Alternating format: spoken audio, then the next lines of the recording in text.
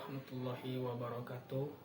Perkenalkan, nama saya Jeki Sanjaya, Prodi Tadris Bahasa Indonesia dengan NIM 222329945. Dosen pengampu Dr. Edi Safari, MPD. Latar belakang filsafat administrasi pendidikan melibatkan pemahaman tentang nilai-nilai filosofis yang membentuk dasar-dasar prinsip administrasi pendidikan. Ini mencakup pandangan tentang tujuan pendidikan, hakikat manusia, dan peran pemerintah dalam sistem pendidikan. Selanjutnya, pengertian filsafat administrasi pendidikan. Apa itu filsafat administrasi pendidikan? Yaitu disiplin ilmu yang mempertimbangkan nilai-nilai prinsip-prinsip, pandangan, dan teori-teori yang melandasi praktik dan pengambilan keputusan dalam sistem pendidikan. Selanjutnya, tujuan filsafat administrasi pendidikan, yaitu tujuan utama filsafat administrasi pendidikan adalah meningkatkan efektivitas dan kualitas pembelajaran, pengajaran, dan pengelolaan lembaga pendidikan melalui penerapan prinsip-prinsip filosofis yang relevan. Baiklah, setelah tujuan filsafat administrasi pendidikan, terdapat juga aspek-aspek filsafat administrasi pendidikan. Yang pertama, epistemologi. Apa itu epistemologi?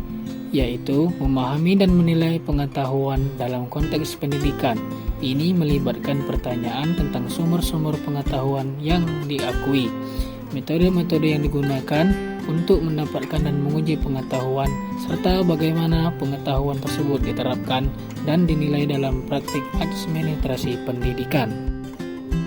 Yang kedua, aksiologi. Apa itu aksiologi? Yaitu cabang yang mempelajari nilai-nilai, tujuan, dan evaluasi dalam konteks pendidikan.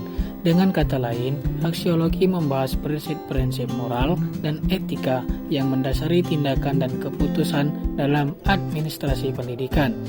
Yang ketiga itu ada metodologi, yaitu memfokuskan pada cara pengumpulan dan analisis data dalam proses pengambilan keputusan. Selanjutnya, prinsip-prinsip dalam filsafat administrasi pendidikan.